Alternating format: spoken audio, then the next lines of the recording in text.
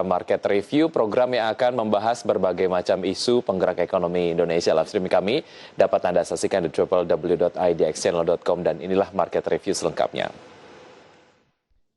Ya, Asosiasi Media Siber Indonesia atau AMSI mendorong pemerintah membuat regulasi tentang hak atas konten media yang digunakan oleh raksasa teknologi seperti Google, Twitter, dan Facebook.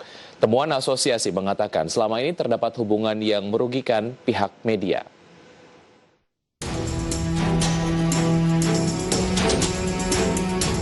Terdapat ketidakadilan dalam ekosistem distribusi konten media di platform teknologi raksasa seperti Google, Twitter, dan Facebook.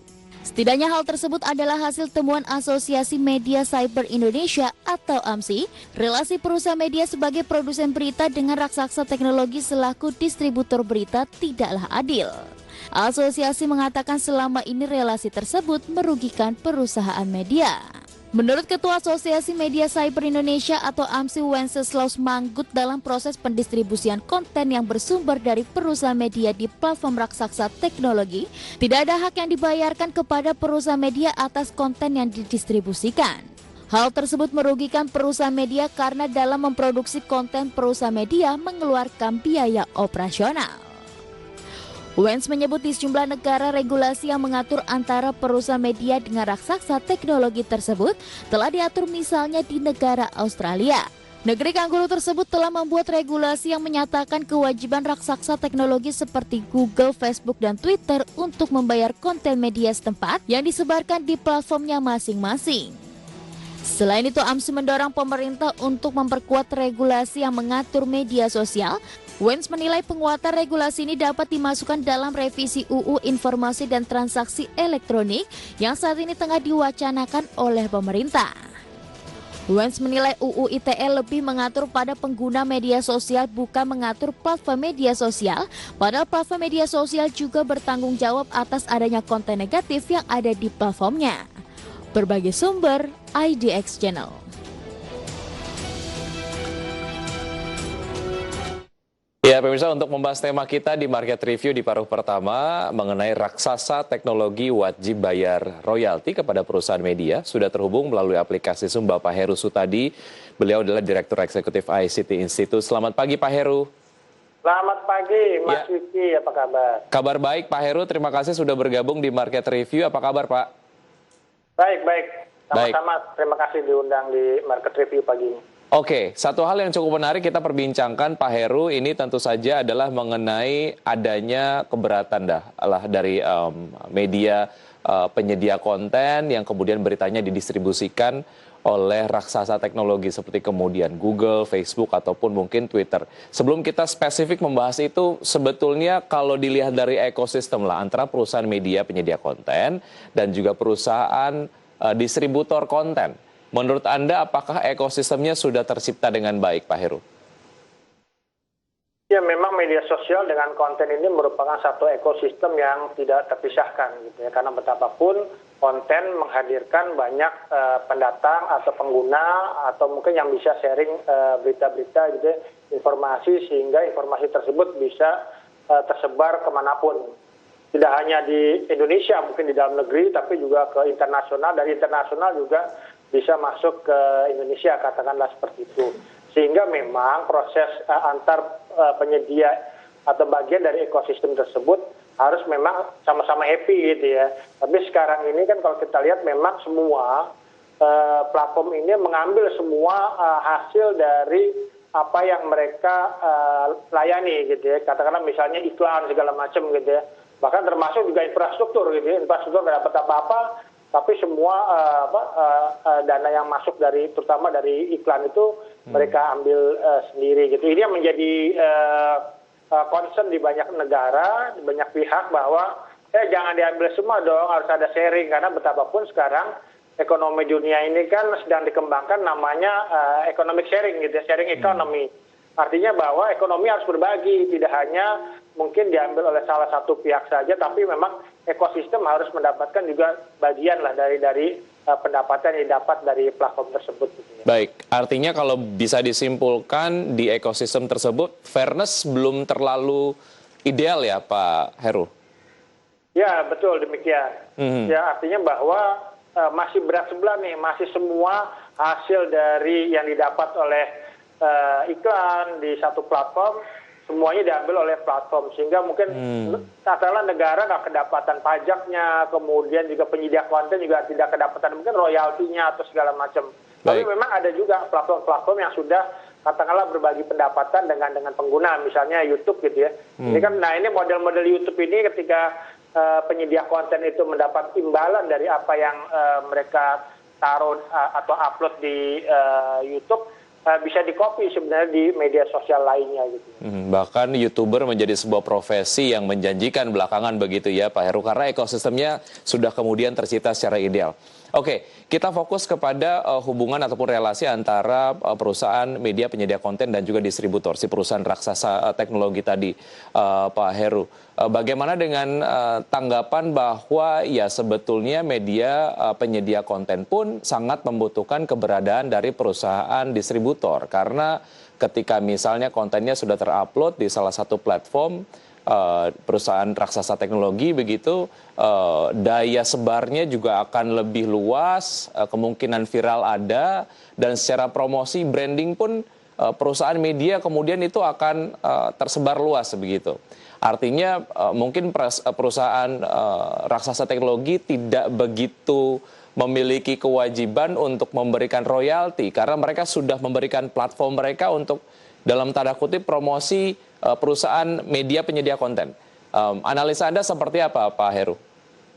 Ya memang di satu sisi pendapat tersebut dapat dibenarkan gitu. Jadi katakanlah ada satu media membuat satu berita, beritanya mungkin viral dan tersebar ke banyak pengguna gitu. Tapi di sisi lain juga ada katakanlah semacam royalti atau hak cipta dari pembuatan berita tersebut. Dan ini juga sebenarnya persoalan ini tidak hanya sedang ramai di Indonesia, tapi beberapa negara udah mulai lebih agresif gitu ya. Mereka membuat undang-undang seperti di Australia bahwa media sosial kamu harus bayar nih kalau misalnya ada konten-konten yang dipublikasi di platform kamu gitu ya.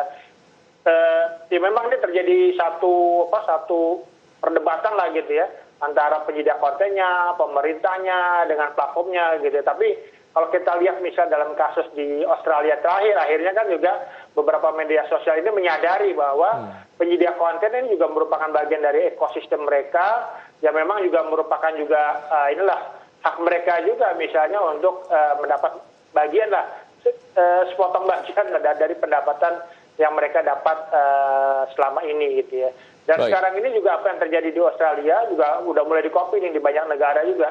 Misalnya katakanlah ada di Kanada juga mereka sedang mempersiapkan aturan sejenis, kemudian juga di Perancis gitu ya. Artinya bahwa secara internasional persoalan ini menjadi mengemuka, dan memang juga ini juga membuat harusnya juga kesadaran juga bagi penyedia platform bahwa ada yang memang harus mereka share kepada penyedia konten. Baik, artinya memang ada peran regulator yang dibutuhkan di situ. Kalau kita mungkin bisa bayangkanlah sedikit Pak Heru, aturannya ataupun mekanisme peraturannya akan mengatur lini mana saja, besaran royaltinya kah, atau misalnya berapa volume berita yang kemudian sudah didistribusikan oleh platform media sosial, misalnya semakin banyak, semakin besar juga royaltinya.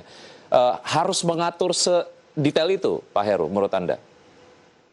Ya masing-masing negara tentu memiliki aturan yang berbeda-beda gitu. Katakanlah misalnya, kan kita juga tidak tahu misalnya algoritma YouTube gitu ya, berbagi pendapatan dan sharing pendapatan dengan YouTubernya gitu ya. Tapi betapapun pertama itu ada itikat baik bahwa ada pemahaman bahwa memang penyedia konten ini harus mendapatkan bagian dari iklan yang mereka dapatkan gitu ya, atau mungkin juga bagian dari traffic pengguna yang kemudian masuk ke platform mereka gitu. Itu dulu. Kalau misalnya masalah bagaimana model pembagiannya atau mungkin ada algoritma tertentu gitu ya. Ini kan bisa didiskusikan mungkin bisnis to bisnis gitu ya, antara asosiasi bisa penyedia konten dengan platformnya gitu ya, atau seperti apa gitu. Tapi memang regulasi ini diperlukan agar memang ada semacam fungsi pemaksa gitu ya, bahwa Anda harus berbagi dong gitu loh. Jadi katakanlah misalnya kalau di Indonesia ini katakanlah sebenarnya ini momennya kemarin itu momen misalnya dalam peraturan pemerintah tentang turunan dari cipta kerja gitu ya. Misalnya ada kewajiban kerjasama antara penyedia platform, kemudian juga dengan penyedia infrastruktur, kemudian juga dengan penyedia konten, dengan mungkin ada pembagian pendapatan segala macam gitu. Jadi yang kita harapkan seperti itu, walaupun memang ini agak miss juga di PP Postal Siar yang baru dikeluarkan ini, tapi memang kita belum terlambat juga kalau misalnya kita mau mengatur, ini bisa kita atur sebenarnya. Baik, sebelum saya kemudian ingin membahas mengenai bagaimana level of awareness dari regulator untuk melihat sisi royalti ini adalah menjadi sebuah hal yang penting dalam hal relasi antara perusahaan media penyedia konten kemudian juga distributor. Saya ingin melihat sebetulnya di dalam dunia digital kita, Pak Heru, royalti itu penting atau tidak? Apakah ini harusnya menjadi sebuah concern stakeholders? Royalti itu penting karena ini merupakan apresiasi penghargaan kita terhadap para penemu, misalnya penemu satu teknologi tertentu, misalnya gitu, atau satu ilmu pengetahuan baru, atau mungkin juga kreativitas gitu ya, karena betapapun juga dalam hal kreativitas itu seolah-olah gampang gitu, tapi dalam proses penciptaan hasil itu kreativitas itu mungkin juga melibatkan banyak orang gitu ya. Bisa katakanlah media kan juga tidak mungkin dia asal comot berita dari pihak lain, tapi dia juga harus melakukan satu proses, mungkin datang ke narasumber, kemudian narasumbernya tidak hanya satu, harus cover both side segala macam gitu. Ada proses penulisan, check and recheck dari penulisan, publikasi pun juga menggunakan teknologi yang juga harus berbayar segala macam gitu ya.